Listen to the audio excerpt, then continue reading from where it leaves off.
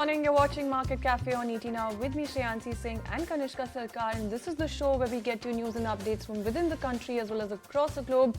Also tell you what the brokerages are saying and what's happening with the Wall Street. But well, first things first, let's begin with the top story of the hour. While the country was asleep, Indian forces hit back at Pakistan in an early morning operation. In fact, missile attacks were carried out on 9 terror targets in Pakistan and POK, including Muridke and Bahawalpur. The strongholds of terror groups impact Lashkar-e-Taiba and Jaish-e-Mohammed, respectively. The retaliations started at 1:44 a.m. in an expansive response to the terror attack in Pahalgam just weeks ago, which claimed 26 lives. Taking note of the strikes, you do have the Pakistan Prime Minister Shehbaz Sharif, who said that his country has every right to respond forcefully to this act of war and that know how to deal with the enemy. In fact, a nefarious goal is something that he's also outlined. India's strikes come hours before a planned security mock drill across the country for effective civil defense in the event of a hostile attack across 244 districts.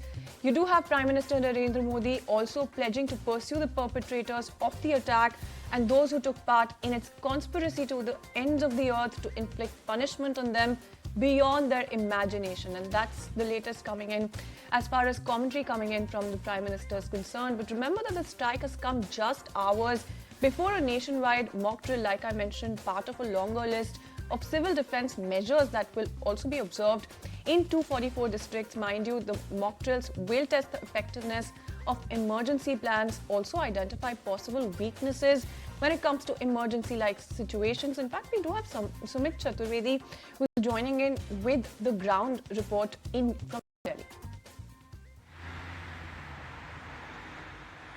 Well, yes, it has happened last night. Now, India struck at 9 locations inside Pakistan. This time it is different because it is inside Pakistan, not just limited to Pakistan-occupied Kashmir. It was in South Punjab as well.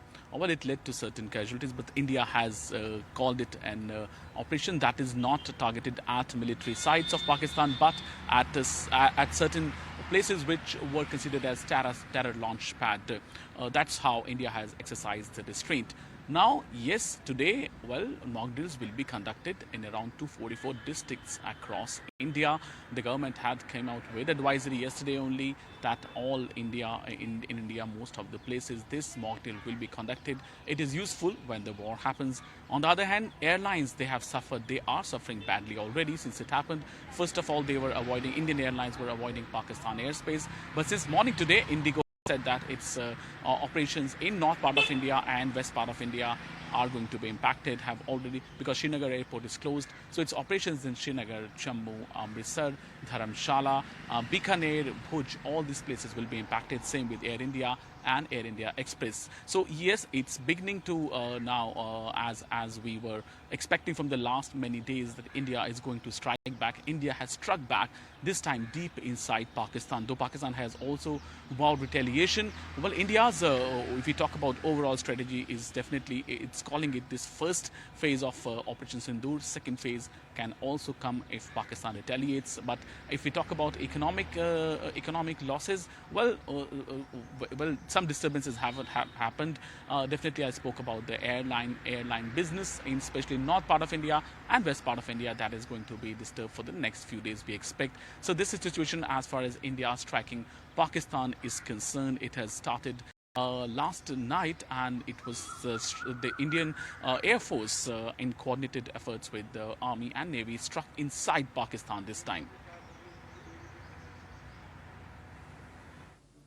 Thank you, Sumit, for getting us all those updates as we track the most important story of the hour. Let's also go across to my colleague Sahil Sohail to get us a ground check from Uri after India launched its Operation Sindoor, hitting the terror base in Pakistan and Pak-occupied Kashmir. After Operation Sindoor, Pakistani army continues to violate ceasefire and in fact is targeting civilian population along the line of control. 3 residential houses stand damaged in Uri sector. We are reporting from Uri sector, and now my Vijay Shafiq will show you these exclusive images. People have in fact came out of their homes. They have taken shelter inside the bunkers, inside the basements, and one which you see on your screen basement of a mosque where people have taken shelters, particularly women and children. Elderly people are those who are in fact facing some diseases. They have in fact came out of their residential houses and they have taken shelter inside these shelter homes or inside bunkers or basements of buildings, because Pakistan is continuously continuing this shelling and targeting the forward areas of line of control, particularly the civilian areas.